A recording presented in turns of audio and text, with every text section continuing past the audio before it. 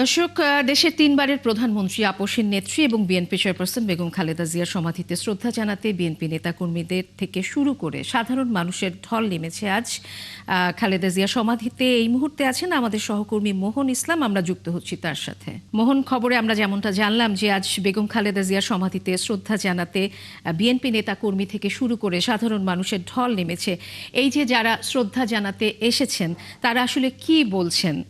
আপনি বলছিলেন যে বেগম খালেদা জিয়ার সমাধিস্থলে যে যারা মানুষ এসেছেন, নেতাকর্মীরা এসেছেন, তারা শ্রদ্ধা জানিয়েছেন। আমরা সংবাদেও দেখছিলাম এবং আমরা দেখলাম যে বিকালের পর থেকে সন্ধ্যা পর্যন্ত আসলে এখানে নেতাকর্মীদের তুলনায় সাধারণ মানুষের উপস্থিতিটা অনেক বেশি বেড়েছে, বলতে গেলে এক ধরনের ঢলের মতোই বলা যায়। এবং তারা কিন্তু বলছিলেন যে গেল ৪৪ বছর ধরে বাংলাদেশের জন্য যেই ত্যাগ, তিতিক্ষা, লড়াই, সংগ্রাম করেছেন বেগম খালেদা জিয়া, সেই প্রতিদান তিনি পান, সেই ভালোবাসা তিনি অর্জন করেছেন। সেই ভালোবাসার জায়গা থেকে তারা এসেছেন। আজ শুক্রবার, ছুটির দিন এবং জুম্মাবার, সেই জায়গা থেকে তারা বলছেন যে বেগম খালেদা জিয়ার জন্য একটু দোয়া করতে এসেছেন, একটু মর্যাদা করতে এসেছেন, তাদের শ্রদ্ধা জানাতে এসেছেন। এবং আমরা একটি বিষয় লক্ষ্য করেছি যে পুরুষের তুলনায় নারীদের সংখ্যা অনেক বেশি ছিল। আমি হয়তো ক্যামেরাতেও দেখাতে পারছি, বিশেষ করে কর্মজীবী নারীরা, বিভিন্ন শ্রেণী পেশা নারীদেরকে আমরা দেখেছি এখানে আসতে। এবং তারা বলছিলেন যে বাংলাদেশের যে বলা হয় যে নারীদের প্রতি সম্মান বা নারীদের যে অধিকার, সে অধিকার সমুন্নত রাখার জন্য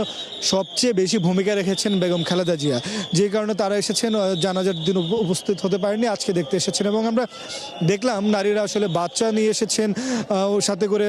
আর মানে তাদের যে পরবর্তী প্রজন্ম আছেন, সেই পরবর্তী প্রজন্মের কাছেও বেগম খালেদা জিয়ার আসলে পরিচয় করাই দিচ্ছেন। মোটা দাগে বলতে গেলে যে সাধারণ জনগণের উপস্থিতি অনেক বেশি আছে। তারা বেগম খালেদা জিয়ার প্রতি শ্রদ্ধা, ভালোবাসা এবং তাদের দোয়া আসলে তারা জানাচ্ছিলেন।